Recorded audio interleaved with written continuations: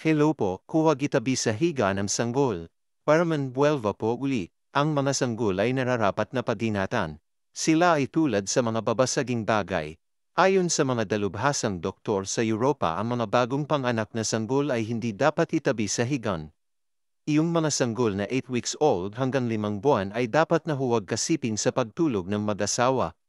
Baka sa sobrang himbing at galaw sa pagtulog ay madaganan nila ang sanggol na magiging sanhi ng kamatayan. Ipinapayo ng mga dalubhasa na ilagay sa crib o kuna ang mga sanggol lalo na sa gabi para ito'y makatulog ng mabuti at walang pangamba sa anumang pinsala. Dapat siguraduhin na ang baby ay hindi matatakpan ng unan o kumot sa kanilang pagtulog. Hanggat maaari alisin ang unan at anumang bagay sa kuna na maaaring tumaklob sa bata o kaya'y matabonan ang mukha niya kaya hindi siya makakahina. Iwasan itabi sa higaan lalo na kapag ang mga magulang nila ay naninigarilyo at umiinom ng alak. Masama ang usok ng sigarilyo sa kalusugan ng bata, ingat po palagi. God bless po.